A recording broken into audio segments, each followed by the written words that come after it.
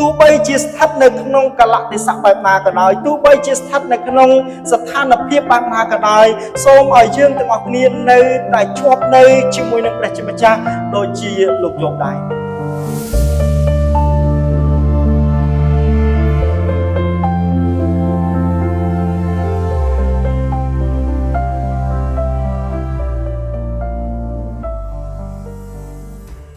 ហាឡេលូយ៉ា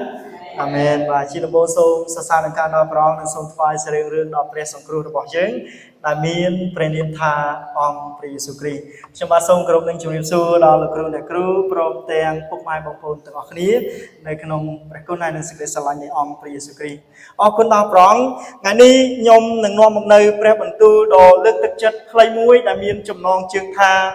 មានសេចក្តីជំនឿដ៏ពិតសូមពុកម៉ែបងប្អូនអរគ្នាបានថាតាមខ្ញុំមានសេចក្តីជំនឿដ៏ពិតអាមែន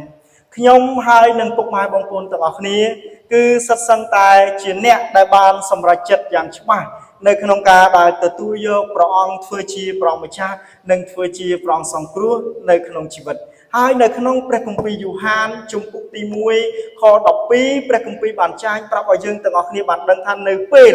ដែលយើងទាំងអស់គ្នាសម្រេចចិត្តច្បាស់ហើយនៅក្នុងការដែលទទួលជឿដល់ព្រះយេស៊ូវនោះព្រះអង្គដ៏ជាព្រះបានប្រទានអំណាចឲ្យយើងទាំងអស់គ្នាត្រឡប់คล้ายទៅជាកូនរបស់ព្រះអញ្ចឹងខ្ញុំហើយនឹងពុកម៉ែបងប្អូនអរគ្នាយើងមិនមែនជាកូនប្រែតក៏ប៉ុន្តែយើងទាំងអស់គ្នាគឺជាកូនព្រះហើយព្រះអង្គមិនសពរាតីឲ្យយើងជឿដល់ព្រះអង្គតែ1ខែ2ខែ3ខែឬក៏1ឆ្នាំឬក៏2ឆ្នាំប៉ុណ្ណោះនោះទេក៏ប៉ុន្តែព្រះអង្គគប់ប្រហាតីឲ្យយើងទាំងអស់គ្នាជឿដល់ព្រះអង្គគឺជាជំនឿដែលនៅជាប់ជាមួយនឹងព្រះជាម្ចាស់រហូតដល់ព្រះជាម្ចាស់ទ្រង់យាងមកជាលើកទី2ដើម្បីធ្វើការជំនុំជម្រះហើយនឹងលើកយើងទាំងអស់គ្នាឡើងទៅនៅឯនគរឋានសួគ៌ជាមួយនឹងព្រះជាម្ចាស់ទើបបានជានៅថ្ងៃនេះព្រះបន្ទូលដ៏រស់របស់ព្រះអង្គលើកទឹកចិត្តឲ្យយើងទាំងអស់គ្នាមានជំនឿដ៏ពិតប្រាកដនៅចំពោះព្រះអង្គពុកម៉ែបងប្អូនអរគ្នា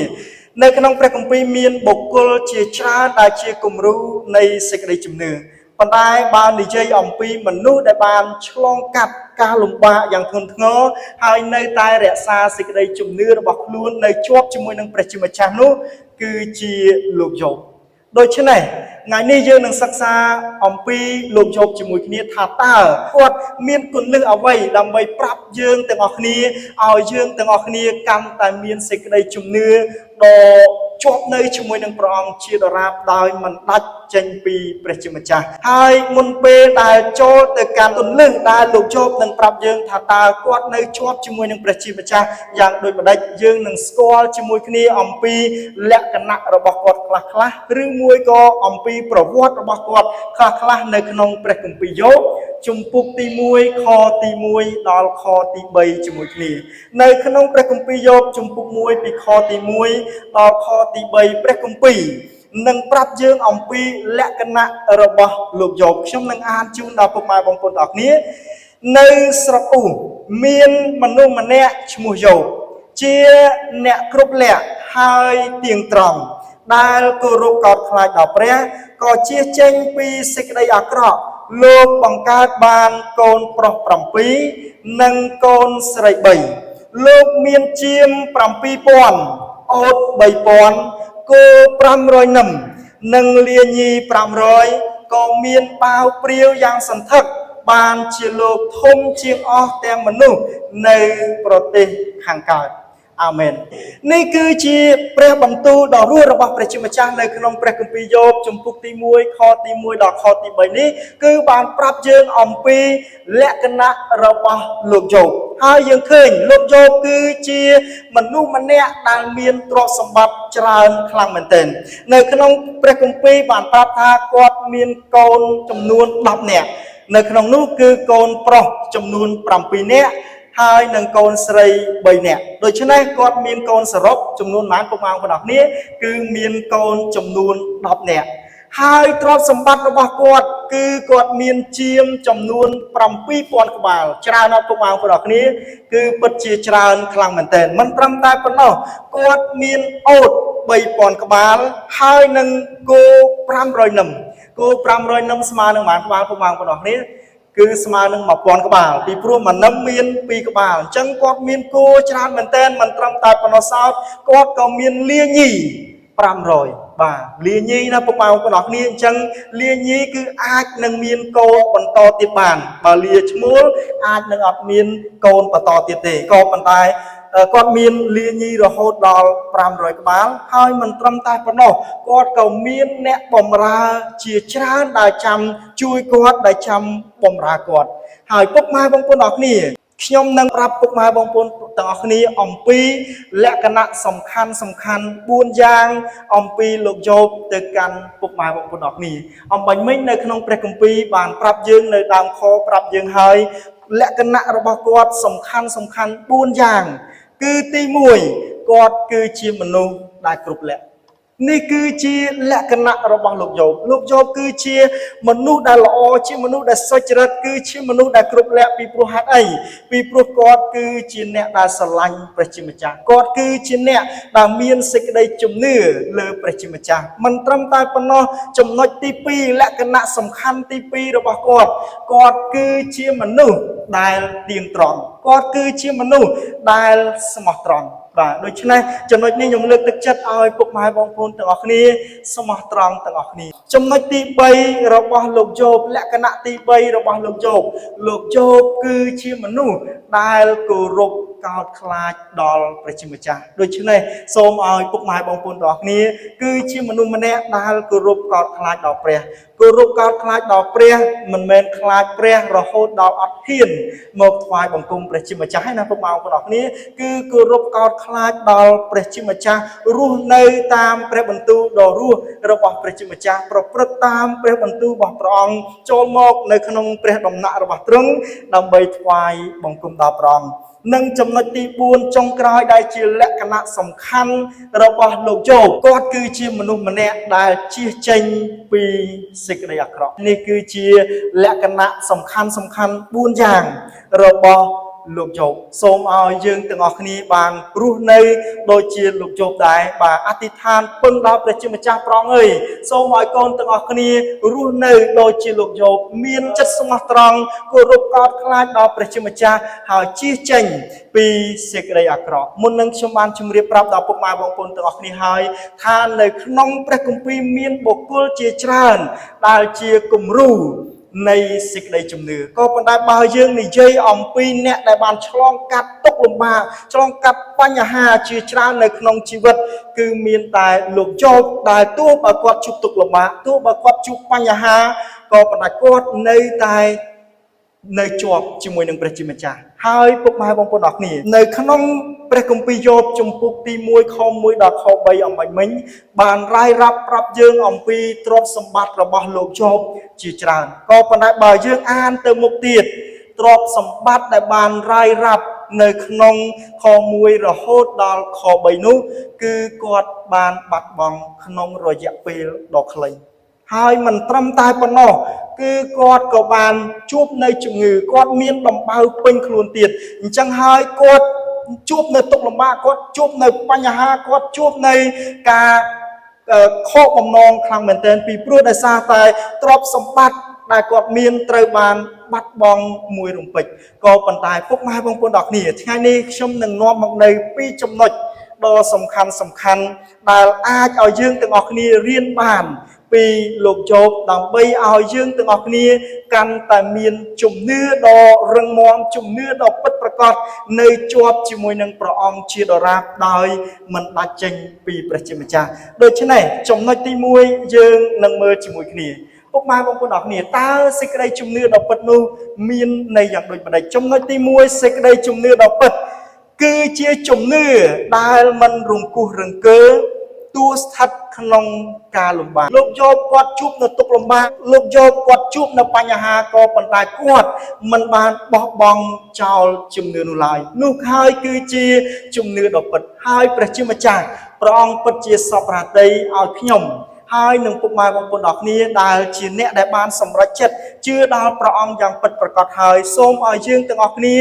មានជំនឿដ៏ពិតដូចជាលោកយោប ទោះបីជាស្ថិតនៅក្នុងកលៈទេសៈបែបណាក៏ដោយទោះបីជាស្ថិតនៅក្នុងស្ថានភាពបែបណាក៏ដោយសូមឲ្យយើងទាំងអស់គ្នានៅតែជាប់នៅជាមួយនឹងព្រះជាម្ចាស់ដូចជាលោកយោបដែរកុំឲ្យយើងគ្រាន់តែជឿដល់ព្រះអង្គនៅពេលដែលយើងសប្បាយចិត្តកុំឲ្យយើងគ្រាន់តែជឿដល់ព្រះអង្គនៅពេលដែលយើងអត់ជួបទុក្ខលំបាកយើងសុខសាន្តយើងជឿដល់ព្រះអង្គក៏ប៉ុន្តែពេលជួបទុក្ខលំបាកពេលជួបបញ្ហាស្រាប់តែខឹងព្រះស្រាប់តែអត់ចង់មកថ្វាយបង្គំព្រះដូច្នេះថ្ងៃនេះខ្ញុំលើកទឹកចិត្តឲ្យពុកម៉ែបងប្អូនអរគ្នាសម្រេចចិត្តយ៉ាងច្បាស់ជាពិសេសលើកទឹកចិត្តដល់បងប្អូនទាំង3នាក់ដែលទើបតែសម្រេចចិត្តនៅក្នុងការជ្រមុជទឹកបាទហើយរស់នៅដើរតាមព្រះជាម្ចាស់ដើរមានសេចក្តីជំនឿជឿលើព្រះយេស៊ូវគ្រីស្ទហើយសូមឲ្យយើងមានជំនឿដ៏ពិតប្រាកដទោះបីជាស្ថិតនៅក្នុងស្ថានភាពបែបណាទោះបីជាជួបទុក្ខលំបាកទោះបីជាជួបបញ្ហាទោះបីជាជួបការបៀតបៀនយ៉ាងណាក៏ដោយពីព្រោះហេតុអីពីព្រោះនៅពេលដែលយើងជឿព្រះយេស៊ូវគេអត់ចូលចិត្តយើងទេបាទគេថាព្រះរបស់ឯងមិនជឿទៅជឿព្រះរបស់គេបាទគេថាសាសនាឯងមិនកាន់ទៅកាន់សាសនារបស់គេអញ្ចឹងគេអត់ពេញចិត្តយើងទេគេអត់ចូលចិត្តយើងទេដោយសារតែយើងជឿលើព្រះយេស៊ូវគ្រីស្ទក៏ប៉ុន្តែថ្ងៃនេះខ្ញុំលើកទឹកចិត្តដល់ពុកម៉ែបងប្អូនទាំងអស់គ្នាសូមឲ្យយើងទាំងអស់គ្នាមានជំនឿដ៏ពិតទោះបីស្ថិតនៅក្នុងកលៈទេសៈបែបណាក៏ដោយចង់អ្នកណាថាឲ្យយើងបែបណាក៏ដោយសូមកុំឲ្យយើងរង្គោះរង្គើក្នុងសេចក្តីជំនឿនោះឡើយខ្ញុំចង់ឲ្យពុកម៉ែបងប្អូនទាំងអស់គ្នានិយាយទៅកាន់គ្នាទៅវិញទៅមកថាសូមកុំរង្គោះរង្គើសូមកុំរង្គោះរង្គើអាមែនសូមកុំរង្គោះរង្គើហើយតើហេតុអ្វីបានជាលោកយោបមិនរង្គោះរង្គើហេតុអ្វីបានជាលោកយោបមានជំនឿដ៏ពិតគឺជាជំនឿដែលមិនរង្គោះរង្គើទោះបីជាគាត់បាត់បង់អ្វីគ្រប់យ៉ាងក្នុងពេលតែមួយរំពេចក៏ដោយគឺ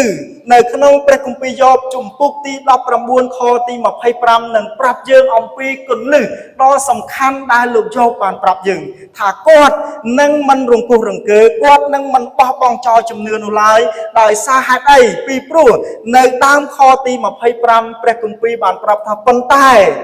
ឯខ្ញុំដឹងថា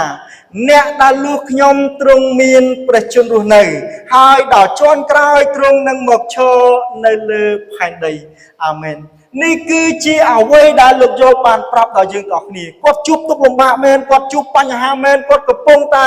មានដំបៅពេញខ្លួនមែនសូមសម័យមើលពុកម៉ែបងប្អូនទាំងអស់គ្នាអ្វីដែលលោកយោបកំពុងតែនិយាយនេះមិនមែនគាត់ស្ថិតនៅក្នុងស្ថានភាពដែលល្អនោះទេមិនមែនគាត់ស្ថិតនៅក្នុងស្ថានភាពដែលគាត់មានទ្រព្យសម្បត្តិហូរហៀឬមួយក៏សុខភាពរបស់គាត់ល្អនោះទេក៏ប៉ុន្តែអ្វីដែលគាត់កំពុងតែប្រកាសគឺជាពេលវេលាដែលគាត់កំពុងតែមានដំបៅពេញខ្លួនប្រពន្ធរបស់គាត់មិត្តភ័ក្តិរបស់គាត់អត់យល់គាត់នោះទេបាទតែងតែស្ដីឲ្យគាត់បាទក៏ប៉ុន្តែទោះជាយ៉ាងណាគាត់បានប្រាប់ថាប៉ុន្តែឯខ្ញុំដឹងថាគាត់ដឹងយ៉ាងច្បាស់គាត់ជឿយ៉ាងច្បាស់ថាយ៉ាងម៉េចអ្នកដែលលួសខ្ញុំទ្រង់មានព្រះជន្មរស់អ្នកដែលលួសខ្ញុំទ្រង់មានព្រះជន្មរស់គឺជាអ្នកណាគឺជាព្រះជាម្ចាស់គឺជាព្រះយេស៊ូវដែលព្រះអង្គគឺជាព្រះដ៏ពិតតែមួយព្រះអង្គគឺជាព្រះដ៏មានព្រះជន្មរស់ដែលអាចលួសគាត់ឲ្យគាត់បានរួចពីអំពើបាបហើយឲ្យគាត់បានទទួលបានការសង្គ្រោះទៅនៅឯនគរឋានសួគ៌សូមមើលអ្វីដែលលោកយោបបានប្រកាសគាត់ប្រកាសថាប៉ុន្តែឯខ្ញុំដឹងថាគាត់មិនបានប្រកាសថាប៉ុន្តែឯខ្ញុំប្រហែលថាគាត់មិនបានប្រើពាក្យថាគាត់ប្រហែលនោះទេក៏ប៉ុន្តែគាត់ដឹងយ៉ាងច្បាស់ហើយជឿយ៉ាងច្បាស់ថ្ងៃនេះខ្ញុំលើកទឹកចិត្តឲ្យពុកម៉ែបងប្អូនទាំងគ្នាជឿដល់ព្រះអង្គហើយសូមប្រកាសយ៉ាងដូចនេះដឹងយ៉ាងច្បាស់ហើយជឿយ៉ាងច្បាស់កុំប្រហែលហើយកុំសង្ស័យឡើយបាទកុំឲ្យសង្ស័យថាអូព្រះយេស៊ូវជួយខ្ញុំអត់ទេឬមួយក៏កុំឲ្យថាអូប្រហែលជាព្រះយេស៊ូវអាចនឹងជួយខ្ញុំមែនបាទកុំឲ្យប្រើពាក្យបែបនេះក៏ប៉ុន្តែសូមឲ្យយើងមើលពាក្យរបស់លោកយោបហើយប្រកាសដោយជំនឿដូចជាលោកយោបគឺបានដឹងយ៉ាងច្បាស់បានជឿយ៉ាងច្បាស់ថាមានតែព្រះយេស៊ូវគ្រីស្ទតែមួយគត់ដែលជាព្រះដែលអាចជួយឲ្យយើងទាំងអស់គ្នាទៅឯនគរឋានសួគ៌បានពីព្រោះនៅក្នុងព្រះគម្ពីរយ៉ូហានជំពូកទី14ខទី6បានប្រាប់យើងថាយ៉ាងដូចម្តេចព្រះយេស៊ូវបានមានព្រះបន្ទូលយ៉ាងច្បាស់ហើយថាព្រះអង្គជាផ្លូវ chia sẻ cái bật hai chia chỉ vật bà bao mình tam prong tê miên nè na mình nè ai tới tham su bàn lại chẳng số mà dương đăng nhạc cho bạn đôi chi lục dồn cứ dương đăng tha pre Giêsu chia sẻ cái bật miên này tha chia pre đọc bật tại mũi prong cứ chia chi vật prong cứ chia chi vật đằng này ở cò chỉ này hai prong cứ chia plei tại mũi cột cào pi plei sen cào pi pre Giêsu Christ miên plei na để ai nom dương từ căn than su bàn lại miên tai mùi đôi chứ này trong nẹt na mình tam trong nẹt na tha ở dương trong nẹt na chia dương để sao dương chưa pre Giêsu xôm ở dương sầm lăng từ mưa pre chi mà cha hỏi đăng yang cho ba tha dương cặp bông tài chưa pre độc bật cứ dương cặp bông tại đào plei độc bật plei đã ai nom dương từ ngọc nia từ căn ai chi vật đòn này ở cò chân này dương khơi lột dột mật hẹរបស់គាត់មិនយល់ពីគាត់ថាឲ្យគាត់ប្រពន្ធរបស់គាត់ថាស្ដីឲ្យគាត់បោះបង់ចោលគាត់បានបាត់បង់ជាមបាត់បង់គោបាត់បង់ទ្រព្យសម្បត្តិជាច្រើនក៏ប៉ុន្តែអ្វីដែលគាត់ប្រកាសគឺគាត់បានប្រកាសថាអ្នកដែលគាត់កំពុងតែជឿអ្នកដែលគាត់កំពុងតែដើរតាមគឺជាព្រះដ៏ពិតតែមួយជាព្រះដ៏មានព្រះជន្មរស់នៅព្រះអង្គគឺជាព្រះដ៏មានព្រះជន្មរស់យើងទាំងអស់គ្នាមិនមែនជឿព្រះដែលស្លាប់ហើយស្លាប់រហូតនោះទេក៏ប៉ុន្តែយើងជឿព្រះដ៏មានព្រះជន្មរស់ឥឡូវនេះព្រះជាម្ចាស់កំពុងតែមានវត្តមាននៅទីនេះហើយកំពុងតែទតមើលទៅកាន់ពុកម៉ែបងប្អូនទាំងគ្នាហើយព្រះអង្គកំពុងតែគង់នៅក្បែរយើងព្រះអង្គកំពុងតែគង់នៅក្នុងយើងដើម្បីជួយថែរក្សាហើយការពារដល់យើងទាំងអស់គ្នាពីព្រោះព្រះដែលយើងកំពុងតែជឿជាព្រះដ៏មានព្រះជន្មរស់សូមឲ្យពុកម៉ែបងប្អូនទាំងអស់គ្នាមានអំណរឡើងពីព្រោះពុកម៉ែបងប្អូនទាំងអស់គ្នាមិននៅម្នាក់ឯងឡើយពុកម៉ែបងប្អូនតែតែមានព្រះគង់នៅជាមួយនឹងយើងទាំងអស់គ្នាជានិច្ចការពារយើងនៅពេលដែលយើងជឿព្រះហើយមុនអាគមគាថាក៏មិនអាចធ្វើយើងត្រូវបាទអំណាចនៃអរិយសតាំងក៏គ្មានអំណាចលើយើងដោយសារយើងមានឪពុកបាទខ្ញុំនិយាយភាសាសាមញ្ញក៏ប៉ុន្តែចិត្តស្និទ្ធយើងមានឪពុកដ៏ជាព្រះដ៏ពិតគង់នៅជាមួយយើងថែរក្សាការពារដល់យើងទាំងអស់គ្នាដូច្នេះចូលឲ្យយើងទាំងអស់គ្នាមានអំណរឡើងហើយទោះបីជាស្ថិតនៅក្នុងកលៈទេសៈបែបណាស្ថានភាពបែបណាសូមឲ្យយើងមានជំនឿដ៏ពិតហើយគឺជាជំនឿ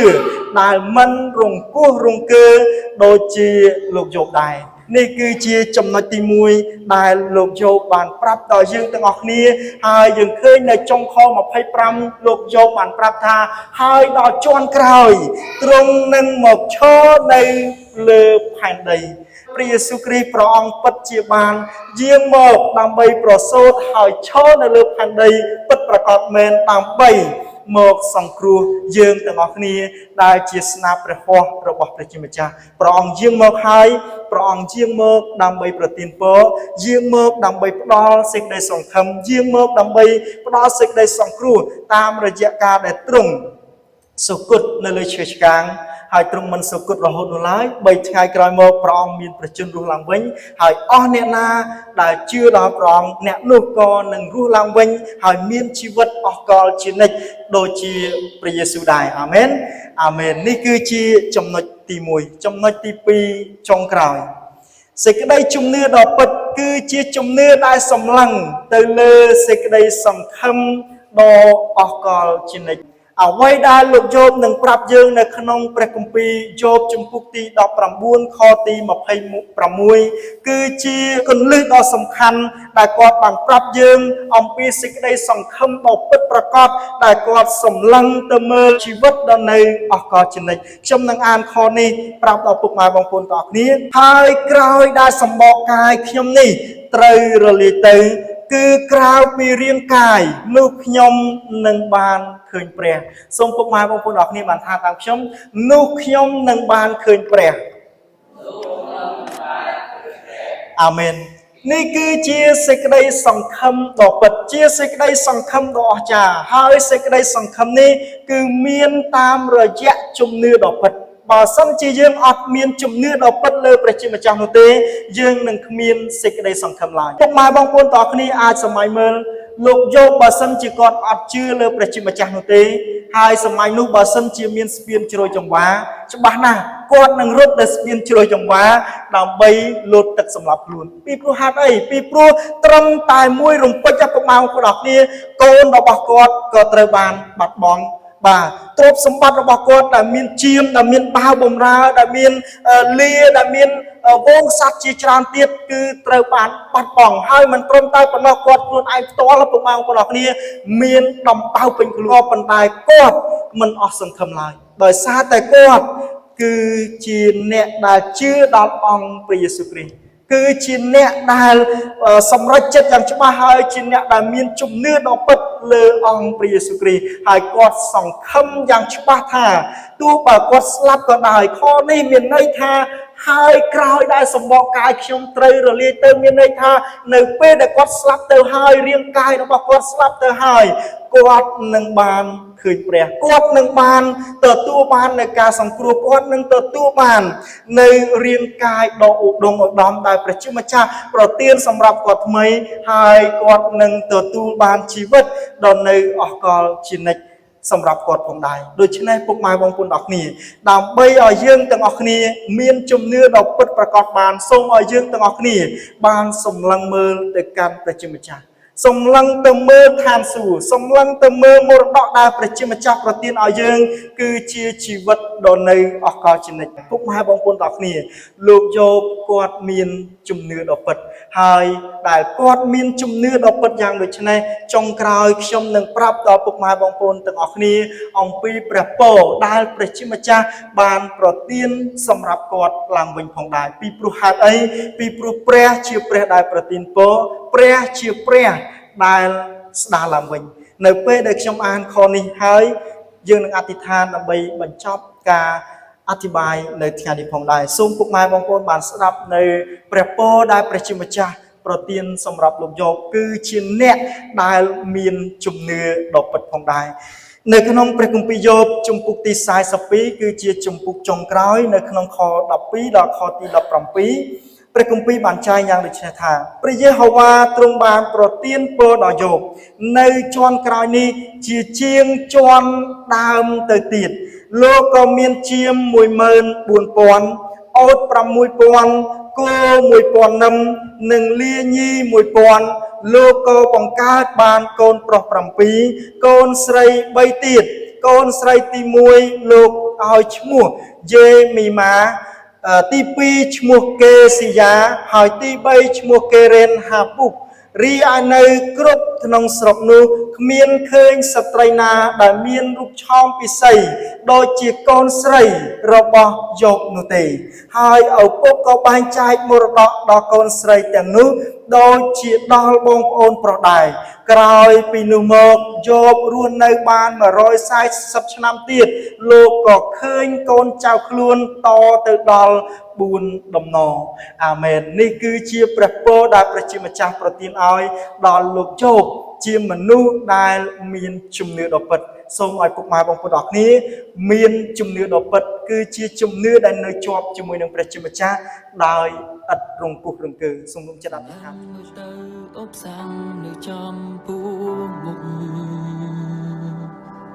ឃើញទំលងបាកំពុងរៀបរៀងផ្លូវតែខ្ញុំនឹងសំនឹងមើលព្រះណាដឹកនាំខ្ញុំនឹងទុំចិនទ្រូសន្ត្រូវក្នុងគ្នាឡំពនប្រឆាំងតនឹងហើយខ្ញុំនឹងតយុទ្ធរួមជាមួយព្រះអង្គត្រឹមជាមន្ទីររងមដែលខ្ញុំអាចជ្រកកោនខ្ញុំនឹងឈប់រយូរខ្ញុំរើចេញទៅក្នុងព្រះនាមព្រះយេស៊ូវខ្ញុំប្រកាសដោយជំនឿទ្រង់គង់នៅជាមួយហើយមិនបប